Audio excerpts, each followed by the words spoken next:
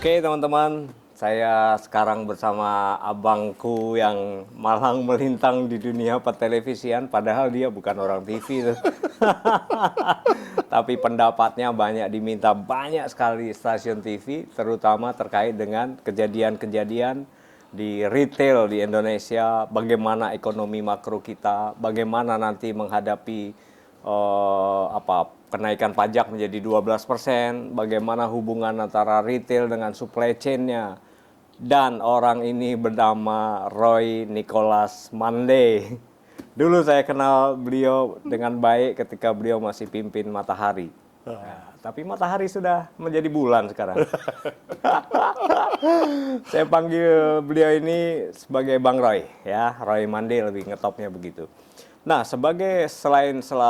beliau juga sebagai Ketua Umum Aprindo, Asosiasi Pengusaha Retail Indonesia, ternyata saat ini Bang Roy juga memimpin di tingkat internasional. Salah satunya adalah Chairman FAPRA. Apa tuh FAPRA?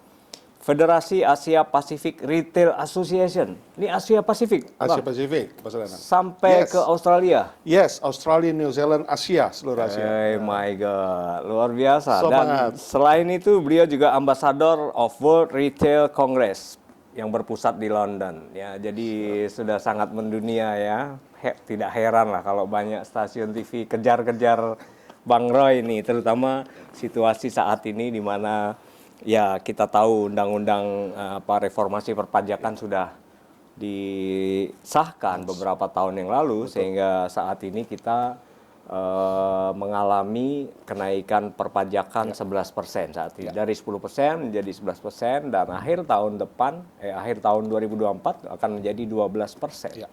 Artinya setiap apa yang kita belanja melalui retail Indonesia yang resmi, yang formal ya, itu akan terkena pajak 12%. Nah, selain masalah-masalah ini, kita akan ungkap juga masalah-masalah yang terkait dengan hubungannya retail dengan warung Madura tuh.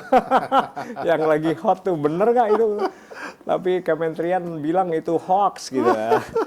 Oke, sebelum melangkah ke sana, kira-kira gimana sih Bang Roy? Ini situasi politik yang begitu heboh di masyarakat, di mana sebentar lagi pergantian kekuasaan, tapi masyarakat sudah tuding-tuding. Nih kan, gara-gara pilih you, pajak naik 12%.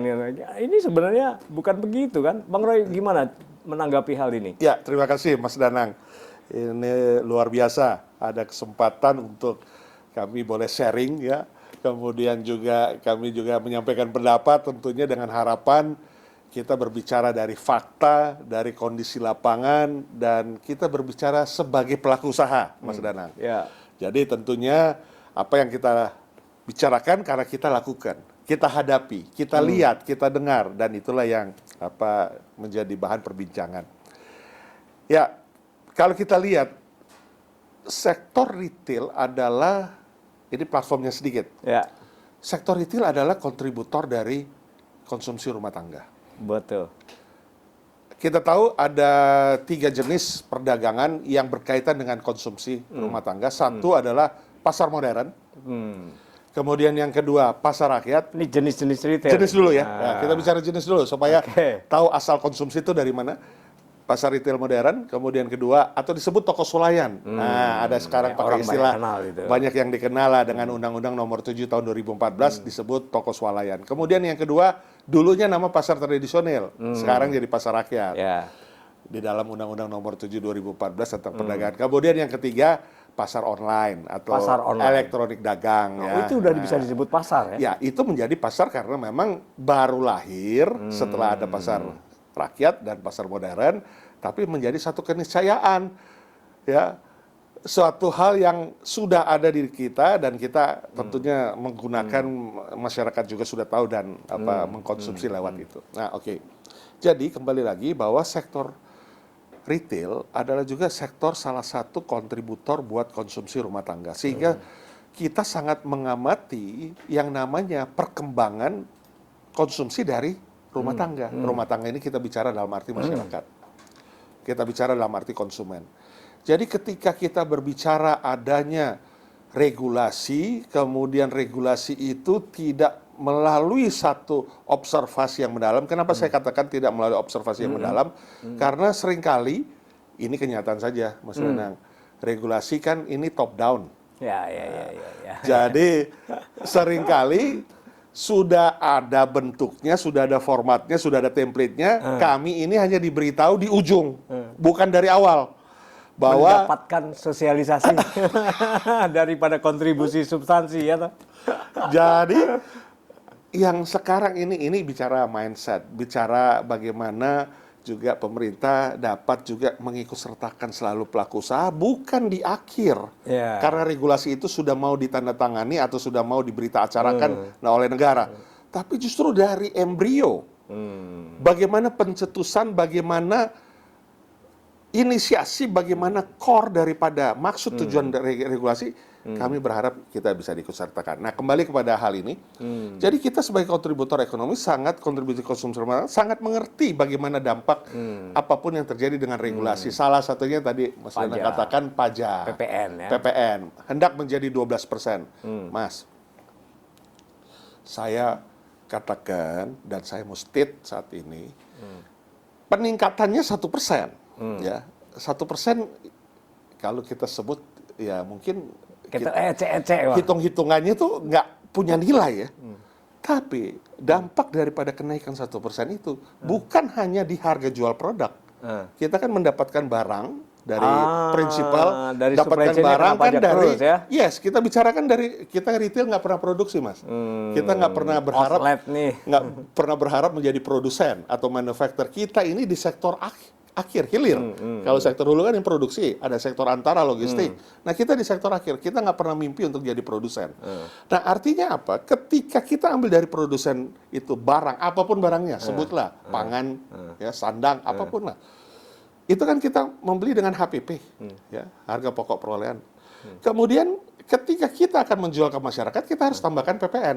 Karena kan tapi di ujung udah kena juga kan? Iya, betul. Artinya waktu produksi. Ya, waktu produksi itu kan bagian daripada korporasi si hulunya. Ya. Tapi ke kitanya pun juga kita harus konsumen kan harus membayar kan pajak pertama nilai itu kan. Nah, ketika bilang naik 1%, tapi apa yang terjadi? Proses produksinya kan sudah naik. Ya. Kita bicara misalnya dampak daripada kenaikan PPN 1% itu. Transportasi pasti naik karena itu biaya bensin, biaya solar, naik, ya pasti naik dong karena kan itu harga jual yang harus ditambahkan dengan PPN kan, peningkatan yang 1%. Sisi energi ya. Kemudian yang kedua, tenaga kerja. Ya. Bicara packaging. Itu kan packaging nggak mungkin nggak dinaikkan juga harga beli packagingnya, kemudian kejualnya pasti ada harga kenaikan PPN. Kemudian dari proses misalnya kalau kebutuhan pokok misalnya komoditi ada penggilingan. Proses penggilingannya, mesin-mesin dan lain sebagainya itu kan itu perlu ada penyusutan. Nah, penyusutan itu pasti juga menambah beban juga kan. Kompensasi lagi, mesti beli mesin baru karena ada time walk-nya ya. Berarti kan mesin baru udah ada pajaknya lagi. Jadi secara keseluruhan kenaikan 1% itu sebenarnya nanti pada praktiknya jatuhnya berapa persen tuh? Itu less than 10-15%. Really? That's huge. Yes. Karena apa? Ya, tentunya kan kita harus ada karena juga. Setiap mata rantai supply chain itu terkena penambahan 1% terus ya? Itu problemnya. Jadi jangan dilihat 1%-nya itu sebagai nilai yang tadi dibayar katakan nilai yang nggak ada arti, tapi proses dari mendapatkan sources, proses produksi, proses supply chain untuk logistik, transportasi, proses semua itu berkaitan dengan rantai pasok ini semua ya. Peningkatan beli bahan baku kena PPN tambah 1%. Bahan baku, bahan penolong, processing. Jadi kenaikannya itu bukan perkara cuma 1%. Nah, itulah yang memberi ini yang catatan Abang tadi bahwa pada waktu perumusan perencanaan undang-undang ini reformasi perpajakan HPP tidak diikutkan di dalam kita dari awal. Itu. Jadi berbagai sektor ini hanya menerima bahwa memang ini kita harus sesuaikan dan selalu bahasa sederhananya adalah karena memang nilai pajak kita kalau di-compare dengan negara lain masih lebih rendah. Jadi komparasinya komparasinya dengan kepada negara lain. yang negara lain yang ekonomi strukturnya berbeda dengan ekonomi struktur Indonesia. Dan relatif PDB mereka udah jauh lebih tinggi, pendapatan masyarakat juga lebih tinggi, GDP, pendapatan tinggi. income per kapitanya lebih tinggi. Nah, bisa head to head ya. Yes, jadi itu yang seringkali jadi nggak sesuai Ini dengan artinya nanti mungkin 2025 di masa pemerintahan baru itu akan menghadapi situasi yang lebih sulit lagi karena pajak naik mungkin kuantitas pembelian masyarakat akan berkurang. Jadi pendapatan pemerintah bisa berkurang dong malahan. Pajak naik berarti kan ada pengurangan daya beli. Karena ketika harga naik tapi nggak seiring dengan pendapatan, otomatis masyarakat akan menahan belanja atau belanja secukupnya atau impuls buying-nya betul-betul hilang atau kalaupun ada dikurangi. Yang paling parah bisa jadi masyarakat mengalihkan dari belanja formal melalui retail tapi ke belanja informal melalui yang tidak dipungut pajak. Yes, Mas Danang mungkin bisa mengetahui kan masyarakat kan perlu kendaraan misalnya kan bermotor ya, kendaraan mobil motor dan sebagainya. Itu kan udah bayar bensinnya udah lebih mahal. Ya kalau bayar bensin kemudian dia nggak bekerja, ya lebih bagus dia kurangi belanja daripada dia nggak bekerja karena nggak ada transportasi. Jadi dampaknya itu luas. Nah itu makanya kita berharap kami menginisiasi atau menyampaikan opini ini bukan mengatakan bahwa harus dihilangkan kenaikan itu karena sudah wakil rakyat, kita sudah punya wakil rakyat, sudah APP, sudah undang-undang. Tapi kiranya dapat ditangguhkan, dapat delay karena relevansinya bahwa 21 Oktober setelah pelantikan pemerintah yang baru. Kan baru 2 bulan umurnya, karena 1 Januari tahu-tahu sudah naik PPN-nya, apakah 100 harinya sudah lewat? Kan belum. Apakah menteri-menteri ekonomi nanti yang bekerja sudah memikirkan mitigasi terhadap pengurangan belanja atau daya beli yang turun? Kan belum dong, belum 100 hari Mas. 21 Oktober sampai 1 Januari itu baru 2 bulan lebih. Jadi kami berharap untuk bisa di-delay. Ditangguhkan. Paling tidak 2 tahun. Ya, 2 tahun misalnya jalannya kepemimpinan pemerintahan yang baru dengan format pembantu-pembantu presiden, menteri, kementerian lembaga yang pasti didaur ulang, restrukturisasi atau refreshment. Mereka punya posisi dan sudah mempelajari lapangan, terutama lapangan, kondisi lapangan. Karena teori dengan praktik pasti jauh beda. Ya, apa yang disepakati di atas, apa yang diinisiasi kebijakan di atas, di lapangan seringkali nggak sesuai atau nggak sama. Nah ini yang harus Bang Roy harus kasih saran nih pada menteri yang akan menjabat nanti kan, terutama Pak Presiden Prabowo, barangkali beliau juga melek secara ekonomi kan.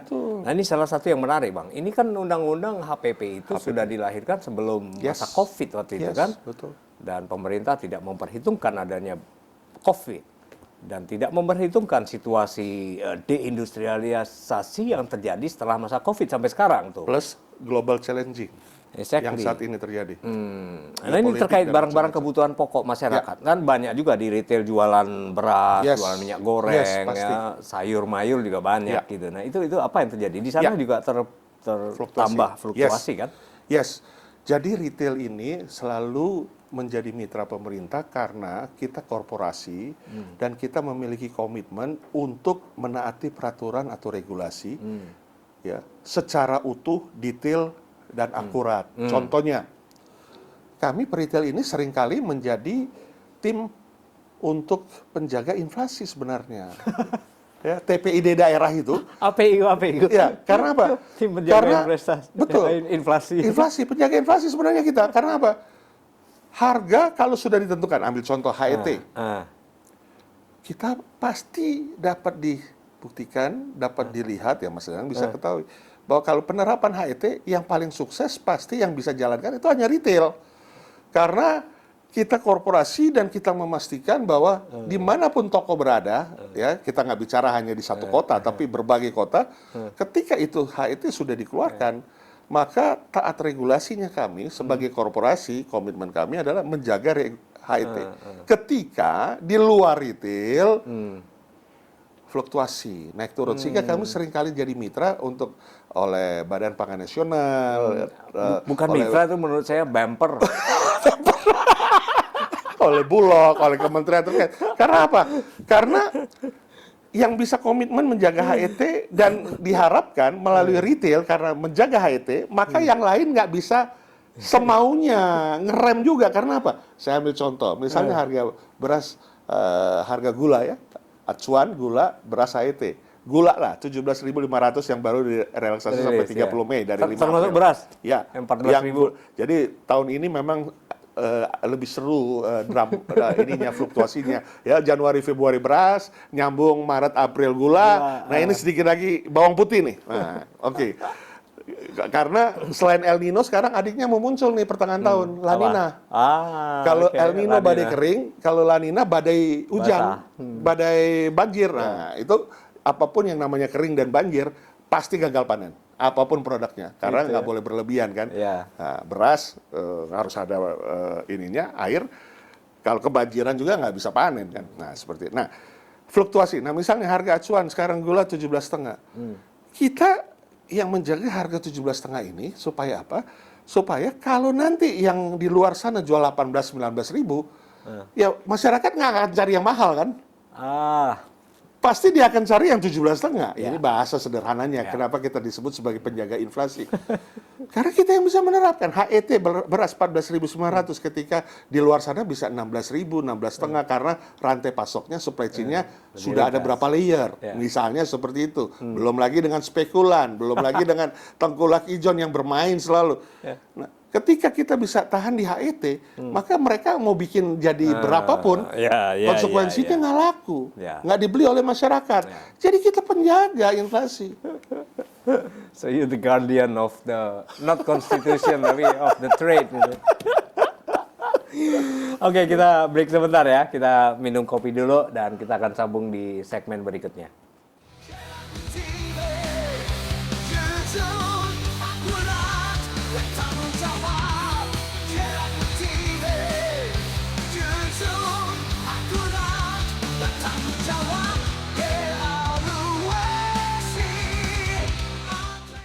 Oke, saya masih bersama tokoh gila kita ini ya, yang selalu banyak sekali dikutip nih pendapatnya beliau karena ini jagoan retail kita di Indonesia. Dan tadi satu yang menarik, retail adalah penjaga inflasi.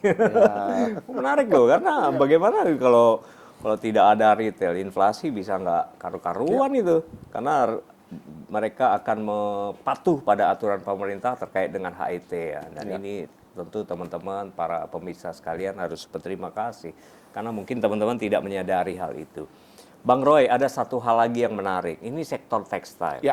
Tekstil ini kan selalu menjadi masih menjadi permasalahan besar. Mereka mengurangi terkurang produksinya, utilisasi mesin-mesin mereka juga rendah. Salah satu permasalahan yang terjadi di sektor tekstil adalah outlet retail domestik di pasar-pasar modern itu dituding juga lebih banyak jualan barang-barang impor.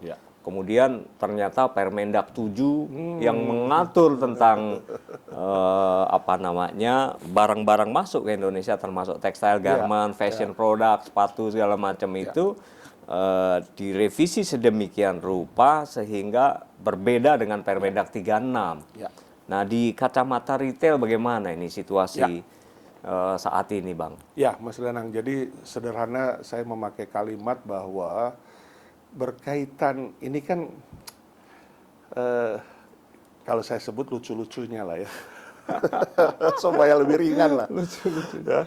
Permendak 25, kemudian jadi Permendak 36, kemudian jadi Permendak 7 2024. Ada Permendak 3 dulu sebelum 7. Ya, Permendak 3 betul. Nah, yang terbaru Permendak 7 ini 30 April dan sudah diberlakukan. Nah, jadi begini, maksudnya kenapa saya bilang lucu-lucu, ada inkonsistensi terjadi. Ya. Yang nggak perlu diatur jadi diatur, yang perlu diatur nggak jadi diatur. Ya. Jadi pernyataan tadi Pak Mas Danang mengenai tekstil, saya ambil contoh. Kita sebenarnya sekarang ini tergerus market tekstil, juga termasuk yang di retail.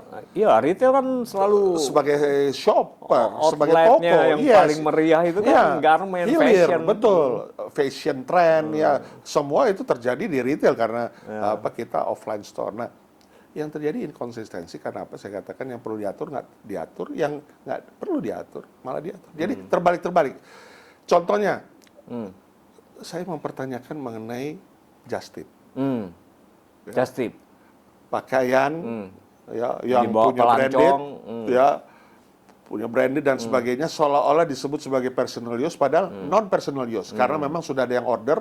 Jadi ketika keluar bandara sudah ada yang ngambil, sudah ada yang beli, ya sudah yang beli. Tentu ada yang ngambil karena sudah beli kan. Ada yang ngambil kemudian selesailah itu transaksi tanpa adanya pajak. No tax. Fiskal. Kemudian kedua, thrifting. Nah, Itu apa yang bicara terjadi dengan tekstil. thrifting? Thrifting itu kalau dari akar katanya bagus, hemat. Thrifting itu artinya Indonesia hemat. Tapi di dalam kenyataannya bukan hematnya, tetapi baju bekasnya. Karena memang super hemat. Mas Danang, baju Mas Danang kalau di thrifting kira-kira bisa tahu berapa harga ini? Ini mungkin Berapa kira-kira? 5.000 perak, 7.000. 2.000. Sepatunya Mas Danang misalnya berapa kira-kira kalau di thrifting? Nggak ngerti, nggak pernah kalau ini. Nah, Apa yang terjadi? 10.000.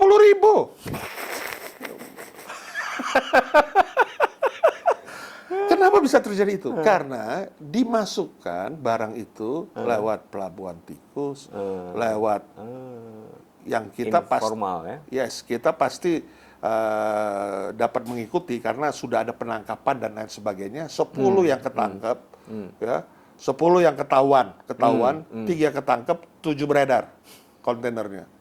Ya, itu udah ada di berita loh, bukan saya yang ngarang, ada di berita. Jadi maksudnya gini, dibelinya dalam bentuk tonase. Tonase kan 1 ton itu 1.000 kilo. Jadi dalam tonase, tapi dijualnya per baju, piece. per piece. Jadi makanya bajunya Mas Danang hanya 2.000 perak karena memang dijualnya per piece dalam jumlah tonase berapa banyak baju yang seperti ini, misalnya seperti itu. Nah itu kan merusak pasar Indonesia dong. Ya. Karena itu baju bekas yang memang dimasukkan ya dari luar. Kemudian yang kedua ada masalah juga bagi para pembelinya. Ini yang saya perlu ungkap.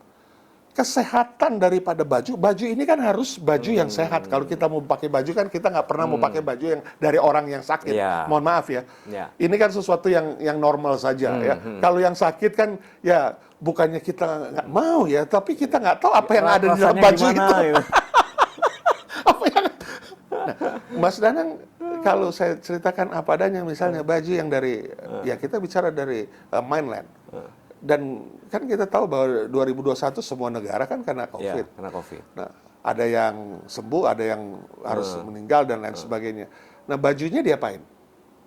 Kalau bajunya dikumpulin oleh That's pengumpul, good oleh question, pengepul, kemudian pengepulnya jadikan dalam bentuk yang ya kita tahu ya Okay. penduduknya sebesar itu ya.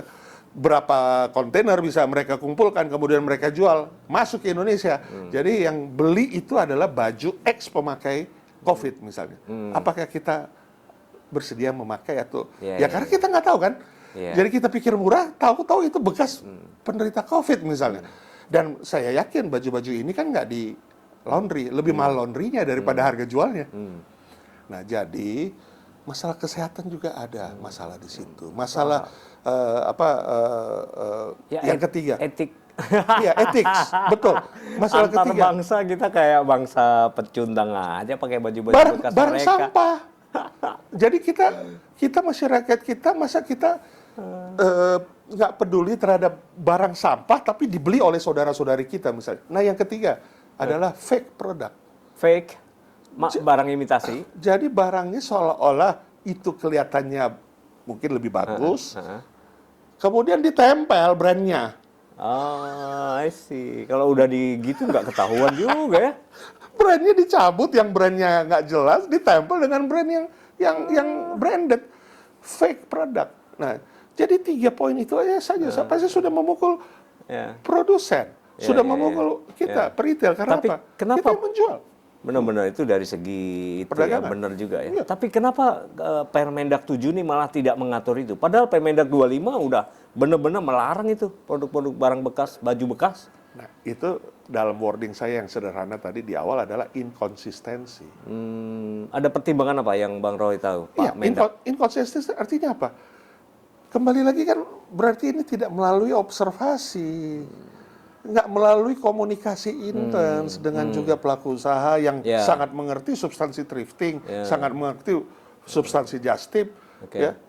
Atau juga dari produsen yang sekarang terkena dampak karena pengurangan produksi terjadi karena juga outputnya, penjualannya juga kurang, baik itu ekspor ataupun dalam negeri. Kan itu secara keseluruhan harus dilihat, bukan hanya satu poin bicara mengenai pembawa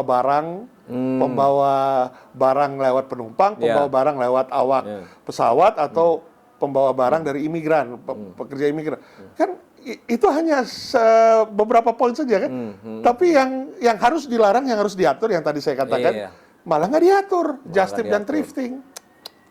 Apakah ke Permendak 36 berubah menjadi Permendak 3, berubah lagi Permendak 7? Ini ada intervensi kawan-kawan dari pelaku just tip, industri yang tidak seharusnya menjadi trader atau importer kan. Mereka ini tidak punya izin impor, tapi bisa membawa barang-barang masuk dengan jumlah yang sangat besar. Itu yang kami sering pelaku usaha sebut, mari kita tanyakan pada rumput yang bergoyang. Ya. Karena apa? Karena dibilang tidak ada, kenapa ada? Kenapa dibilang tidak layak, kenapa layak? Ya. Di skala besar mempengaruhi nggak penjualan di retail? Mempengaruhi karena stigma itu bagi masyarakat sekarang, khususnya ya saudara-saudara kita yang di daerah, stigmanya itu nggak persoalan mengenai bajunya, apakah bekas atau baru. Yang penting brandnya, yang penting murahnya. Dan mereka nggak peduli itu fake or not ya? Brand dan murah, 2 poin itu. Padahal itu barang sampah. Baik itu sepatu, pakaian, celana. Ini juga akan mempengaruhi supply chain dari outlet. Kan retail modern department store, swalayan kan banyak baju jual. Maka supplier dari dalam negeri juga berkurang dong. Kita UMKM kita lebih kurang satu toko 300-an UMKM. Jumlah toko kita seluruh Indonesia 48.000, berarti 48.000 toko. Berarti lebih kurang hampir 1,5 juta UMKM kan. Itu termasuk pangan dan sandang. Bukan hanya fashion. Artinya apa? Ketika masyarakat tidak belanja produk yang ada di store, tapi mereka belanja di produk yang thrifting tadi atau yang just tip tadi, tergerus nggak UMKM-nya? Tergerus pasti. Jadi korbannya bukan retail. Bukan kita pelaku usaha yang menyediakan outlet atau offline store, tapi para pelakunya dong. Yang mensuplai barang ke baju oleh fashion dalam negeri lokal misalnya mulai dari paling yang standar 80.000 misalnya atau 200.000 udah bagus punya, udah satu pasang baju dengan celana. Nah ini dengan 15.000, 5.000 baju, 10.000 celana dapat. Karena Bang Roy ini sering singgung-singgung baju saya pengen tunjukkan mereknya nih, ini merek lokal juga. Boleh nggak sebut merek nih Pak Produser? Boleh nggak sebut mereknya? Ini produsen lokal nih. Dan ini selalu ada di toko-toko retail modern di bawahnya Bang Roy ini. Pembeli loyal ya. Saya pembeli loyal. Produk Indonesia. Loyalis merek Indonesia. Ya. Ini produknya namanya Alisan. Nah, untuk teman-teman ketahui Alisan itu ada banyak di toko-tokonya beliau. Oke, kita break sebentar ya, teman-teman ya. Nah, sekalian dalam segmen ketiga nanti akan ada yang lebih seru lagi. Kita mau tanya pada Bang Roy tentang ekspektasi ke depan nih. Kalau retail sampai berjatuhan seperti jaringan besar kemarin berjatuhan, apa yang akan dilakukan pemerintah? Oke, kita tunggu sebentar.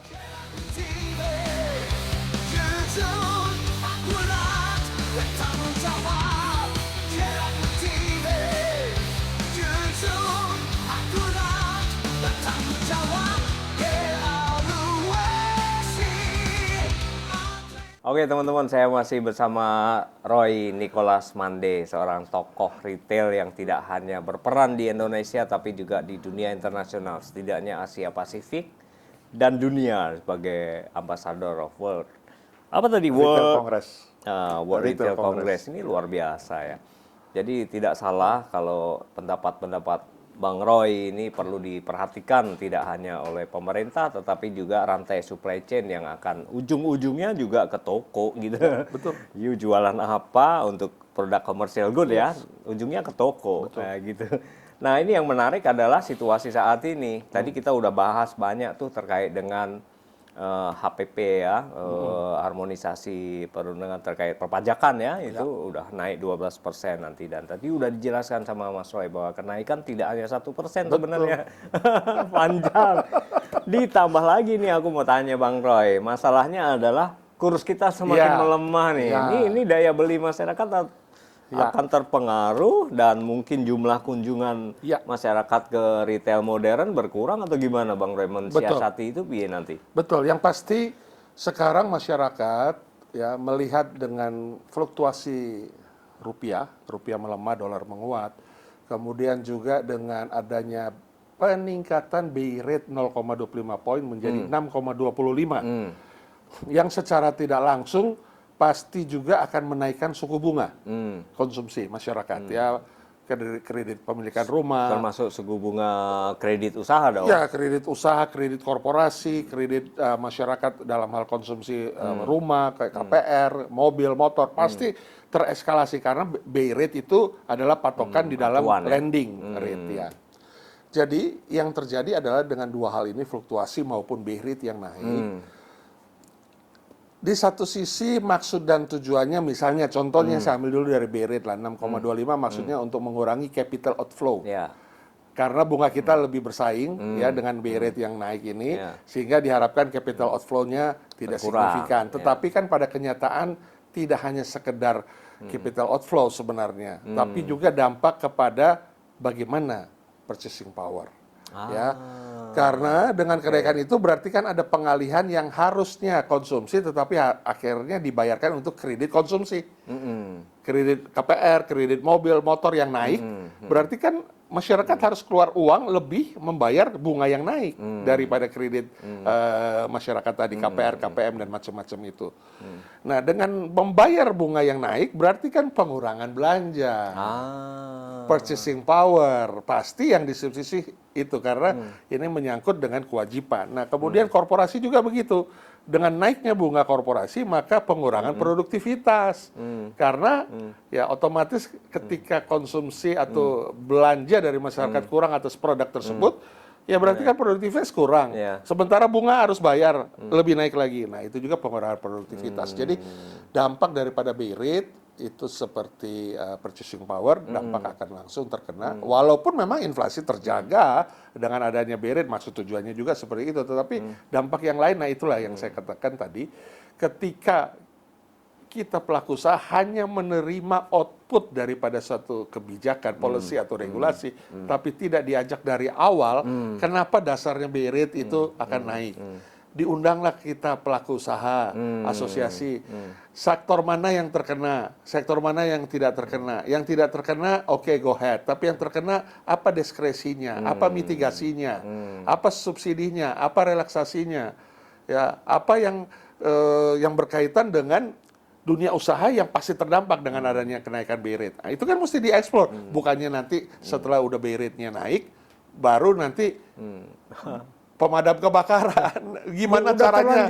Ada yang bangkrut, ada yang tutup, ada yang macet, NPL naik dan lain sebagainya. Baru bingung lagi masalah yang baru. Nah, itu kan yang terjadi. Tapi BI rate kan ditetapkan bukan pemerintah, oleh Bank Indonesia. Oleh Bank Sentral. Tetapi kan nggak ada salahnya kalau Bank Sentral memanggil kita pelaku usaha. Ketika sebelum naikkan BI rate, yang terjadi adalah keputusan top down selalu kan. Ya, top down selalu sehingga kita ini pelaku usaha sebagai penonton saja. Ya, tinggal menerima saja, tidak diikut sertakan. Dan nggak ada mitigasi kan untuk produsen atau untuk sektor atau untuk industri yang terkena dampak kenaikan BI rate. Demikian juga rupiah. Jadi ketika rupiah juga melemah kemudian dolar menguat, nah kebijakan apa yang dikeluarkan oleh misalnya oleh kementerian terkait keuangan misalnya ya dalam mengatasi kenaikan dolar yang menguat, diajak bicara untuk apa yang perlu direlaksasi misalnya, apa yang perlu diberikan subsidi. Karena apa? Kenaikan daripada dolar ini, lebih menguatnya dolar, ini kan berarti impor kita kan lebih mahal. Biaya impor kita kan cost of fund untuk impor kita lebih naik. Ya, sementara kita tahu bahan baku dan penolong kita, pendukung kita masih banyak yang impor. Mas Danang Benar, memakai pakaian ini tadi sudah katakan dari lokal, tapi bahan tapi bakunya benangnya lagi-lagi benangnya dari mana? termasuk Impor. kainnya, Bang. Apa yang tidak impor bahan baku dan penolong? Kedelai. Kita katanya masyarakat suka tempe, masyarakat yang suka kedelai. Kedelai impor dari state Amerika. 98% ya. Kemudian apa lagi? Kita bicara gula. Kurang kita 6 juta ton kebutuhan gula, GKP, kristal putih dan rafinasi. Kita produksi hanya 2,2 juta ton. Berarti mesti impor. Beras. Baru juga harus impor karena kita kena El Nino yang dikatakan bahwa ya gimana mitigasi harus impor. Jadi biaya importnya, cost of fund untuk impor kan naik karena kita harus beli dolarnya lebih mahal lagi kan teori sederhananya begitu. Benar. Sementara kita jualnya rupiah. Ya. Kita tidak memberlakukan mata uang dolar untuk transaksi di Indonesia. Rupiahnya murah. Nah, bagaimana mitigasinya? Jadi kita berharap yang namanya konsistensi, adaptif, relevan, itu yang harus dikedepankan. Nah, bagaimana caranya? Ya jangan single play dong. Ya. Libatkan asosiasi. Bukannya setelah pengumuman, setelah peraturan itu di launch, baru nanti diperbaiki pemadam kebakaran di situ berfungsi karena udah kebakaran. Ya. Sebelum itu dilakukan, satu persatu di list mana mitigasinya, kontingensinya apa supaya jangan bankrupt, jangan PHK, terdampak industrinya, sektornya sehingga ujung-ujungnya PHK, ujung-ujungnya purchasing power lagi. Ya, Orang betul. kalau di PHK nggak pikir belanja, Mas. Ya. Yang penting makan aja dulu. Buru-buru mau belanja yang macam-macam. Artinya apa? Orang PHK pasti penurunan konsumsi. Sementara negara kita konsumsi rumah tangga kemarin baru dirilis BPS itu 54,9%, hampir 55% dari total PDB kita itu dari konsumsi rumah tangga. Nah, kalau itu makin turun maka perputaran ekonomi akan menurun drastis itu. Growth of ekonomi kita sumbernya kan dari sekarang kita Indonesia belum negara eksportir. Kita masih negara konsumsi. Ini salah satu contoh yang menarik ya, kembali ke Permendak 7 itu. Ya. Ada perubahan 3 Permendak dalam waktu kurang dari 6 bulan. Yes. Luar biasa. Dan outputnya inkonsistensi yang tadi saya selalu ulang begitu. Yang perlu diatur, tidak diatur. Yang tidak perlu diatur, jadi malah diatur. Jadi ya thrifting tadi kita udah bicara. Itu nggak diatur. Dan salah satu korbannya adalah produk-produk tekstil ya. Tekstil, saya bicara tekstil. Fashion ya. Iya, yang dijual di retail juga. Bang Roy, nanti kita undang Pak Jemi Kartiwala, Ketua Asosiasi Pertekstilan Indonesia untuk ngobrol dengan Mas. Karena output dari industri tekstil dan garmen pasti ke Abang, selain yang ekspor ya. Ini menarik sekali. Bang, satu lagi Bang, soal kata orang nih mau retail itu banyaknya kasih tempat kepada brand-brand internasional, tapi brand domestik kita tidak diistimewakan di situ. Apa persepsinya? Ini bicara business as usual. Ya. Ketika kita bicara malls misalnya, itu grace periodnya bukan setahun 2 tahun, 35 tahun, 30 tahun tuh. Oh ya? Jadi dengan kata lain, ya tentunya apapun bisnis kan harus ada margin, harus ada keuntungan ya. Garis bawahnya adalah yang penting produk lokal, saudara-saudara kita UMKM tetap ada di dalam mall itu. Tetapi yang tentunya bisa untuk menghidupkan usaha supaya juga kan mall itu ada tenaga kerja, ada bayar listrik, ada bayar retribusi, ada bayar juga PPH, lebih mahal juga. Lebih mahal. Nah, lalu kalau UMKM atau saudara kita yang harus membayar di tempat-tempat yang sangat prime, misalnya kemudian dengan harga tinggi kan nggak mungkin. Bukannya nggak mungkin, kita juga peduli dong mereka. Masa kita charge semahal-mahalnya. Jadi lebih kepada business as usual. Siapapun pelaku bisnis dan pelaku usahanya pasti memikirkan nilai investasi yang sudah ditaruhkan, equity yang sudah ditaruhkan. Karena panjang kapan payback periodnya? Nah kalau payback periodnya panjang, ya kan berarti segala cara apapun yang dilakukan bagaimana menarik menjadi pendek. Itu cara berpikir pelaku usaha. Tapi kalau lebih panjang berarti cost of fund, nilai cost of money-nya juga lebih besar. Jadi, jadi itu business as usual. Bisnis tetap yang harus dipertahankan. penting tetap ada Ya, ada balance-nya lah ya. Ya ada pedagang UMKM, ada juga SME, ada lokal produk yang tetap disediakan. Tinggal bagaimana promosi daripada saudara-saudari kita UMKM ataupun juga produk lokal itu bisa menarik perhatian. Satu. Ya. Kemudian yang kedua, kualitas. Kalau kualitas kita produk lokal dan UMKM kita sudah bagus, sudah setara dengan yang produk global, nggak usah khawatir, Ya, why Mas. not? Pasti orang beli. Ini Datang. produk lokal nih, Yes. quality keren.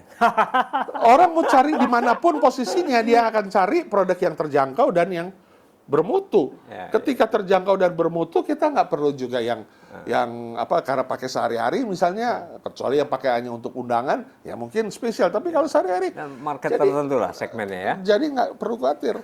Oke, ada yang menarik satu lagi, Bang. Ini terkait dengan yang disebut oleh Abang tadi di awal adalah mapping kompetisi Yes. dengan, ini tadi Abang udah sebut nih, market tradisional dan market Yes. modern. Yes. Tapi sekarang muncul sangat kencang market elektronik. Wah, pasar, apa istilahnya, Bang? Pasar elektronik. Bagaimana nanti teman-teman retail akan menyikapi atau antisipasi, karena pertumbuhan mereka jauh lebih cepat daripada yang kita bayangkan dulu. Yes. Yang pasti kami pelaku usaha retail atau offline melihat yang online itu bukan dikotomi lagi. Ya. Online pun yang memang modern sebenarnya nggak melihat dikotomi kepada kami. Karena apa? Setiap offline sekarang punya online. Kita semuanya punya e-commerce. Para retail. Nggak ada lagi retail yang nggak punya e-commerce. Karena itu adalah keniscayaan pola belanja atau customer behavior perilaku konsumen di era kekinian. Oke. Ya, kemudian yang kedua, Oke. online itu juga sekarang punya offline. Kita bisa lihat beberapa tempat udah ada toko yang sebenarnya kita hanya nemu di online, sekarang sudah ada offline-nya. Offline juga punya online. Jadi lebih menggabungkan antara online Jadi dan bukan offline. lagi dikotomi, tapi bagaimana service level ditingkatkan, bagaimana varian produk yang lebih lengkap, bagaimana unique selling proposition-nya untuk bisa lebih dinikmati oleh masyarakat atau konsumen. Jadi masing-masing punya segmen. Ketika kita membeli misalnya nih barang kebutuhan pokok, ikan, daging, ya pasti kan kalau kita beli yang kita lihat, kita pegang, amati, apa itu istilahnya, amati Rasakan. terawang, ya, pegang, itu kan pasti lebih pasti kita membeli langsung kita bawa pulang masak. Tapi kalau tunggu dikirim, tahu-tahu iya, tahu-tahu ikannya sudah hitam, dagingnya sudah bukan merah tapi sudah kuning, siapa yang mau disalahkan? Saya pernah coba tuh beli buah online sampai di rumah 2 hari, kemudian udah agak Sudah bengek. Jadi segmennya pasti sudah ada masing-masing. Ini Yang termasuk beli- baju juga loh, Iya, Bang. beli groceries apa, beli apa mesti di. Nah, baju kan masalahnya sekarang kita yakin nggak misalnya bahwa baju yang nyampe itu cocok ukurannya, Ya, fit, dan rasa kainnya. baik. ya kan? Nah, kalau kita nggak cocok kita kembalikan. Siapa yang bayar biaya pengirimannya? Terus tunggu lagi, dikirim lagi. Padahal bajunya Mas Danang udah mesti pakai. Nah, jadi masing-masing ada segmentasi, ya ada pola belanja yang memang yang penting di sini justru adalah bagaimana service level, bagaimana juga standar baku dari produk, bagaimana juga kualitas. Nah, itu aja kita Ya. kalau kita Dan tetap bisa baik dan sinergi ya. bagus, yes. Tapi kata orang juga nih, banyak pedagang online nggak bayar pajak. Nah, ini kan satu kompetisi yang unfair, competition yang terjadi Betul. karena pemerintah tidak mampu memonitor para pedagang online itu untuk memastikan mereka bayar PPN juga. Saya tambahkan lagi, selain yang nggak bayar pajak, ini kan harus langsung, jangan dibinasakan langsung, dibinakan. Ini peran pemerintah.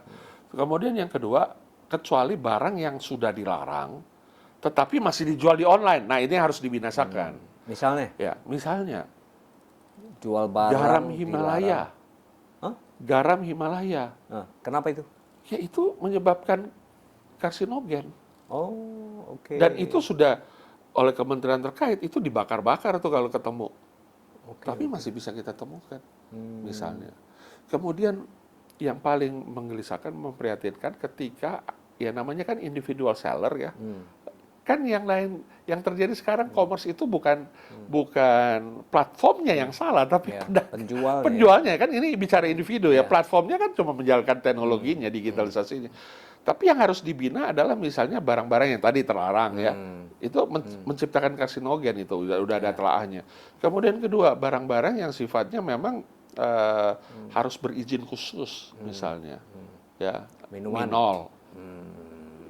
Harus ada labelnya dong, harus ada, ya kan, jangan sampai black paham. market yang dijual belikan di Karena situ. ada perlakuan cukai juga di Yes, situ. itu karena cukai. Kemudian, ya mohon maaf, pecinta rokok misalnya kan ada cukainya. Rokok itu 220 triliun dia punya cukai setiap tahun, ya. Dan pertumbuhannya yang black market 7%, yang resmi 5%, kalah yang resmi.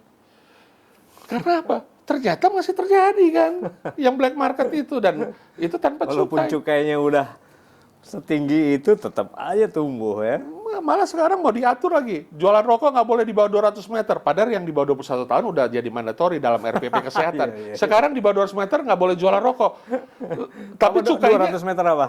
200 meter, kurang dari 200 meter dari tempat pendidikan dan lain sebagainya. Iya. Padahal itu di bawah 21 tahun yang baju sekolah sudah jelas kita udah lakukan. Apa kurang yang temboloknya ini gambarnya itu. Kan itu udah bagian daripada yang dilakukan oleh pelaku usaha. Tapi bagaimana dengan cukai yang mau dilarang itu, tapi cukainya 220 triliun mau diambil. Kemudian 5 juta petani tembakau, mitigasinya gimana? Jadi itulah yang saya bilang, inkonsistensi. Ya. Sebagai closing Bang, ini terkait dengan perbedaan perlakuan ya. Terkait dengan perbedaan perlakuan atau antara 3 jenis market itu. Apa saran Abang kepada pemerintah? Level at the same playing field. Ketika pemerintah akan melakukan, tugas pokok daripada pemerintah ada 3. Satu adalah membuat regulasi, oleh karena disebut regulator. Kemudian membuat anggaran, disebut sebagai pemangku APBN. Dan ketiga, fungsi pengawasan atas regulasi yang dibuat. Nah, ketika membuat regulasi, maka level at the same playing field menjadi penting. Fairness, tidak diskriminatif. Ya. Ketika akan melakukan suatu kebijakan atau regulasi, bahkan juga fungsi pengawasan dan juga fungsi dukungan dari anggaran dan lain sebagainya. Nah, kenapa level at the same playing field? Karena sesuatu yang tidak pernah berubah adalah perubahan itu sendiri. Zaman berubah, perilaku konsumen berubah, cara berbisnis berubah, model bisnis dari para pelaku usaha juga berubah, ya. Dan itu adalah satu keniscayaan. Oleh karenanya, kenyataan ini harus tetap relevan, konsisten, dan adaptif. Dan dibalut dengan level at the same playing field. Fairness menjadi kata kunci.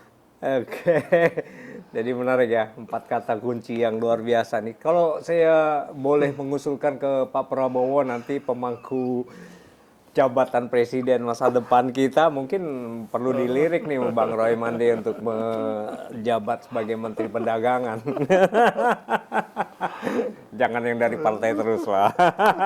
Dari profesional mungkin akan jauh lebih baik. Oke, terima kasih teman-teman. Kita akan ketemu lagi dengan sesi ekonomi di konten kebijakan publik ini. Kita akan undang lagi kawan-kawan yang luar biasa dan benar-benar memiliki pengalaman praktis dalam hal makroekonomi di Indonesia. Terima kasih, kita ketemu lagi. Bang Roy Mande, thank you very Semangat. much. Sukses untuk Sukses. Mas.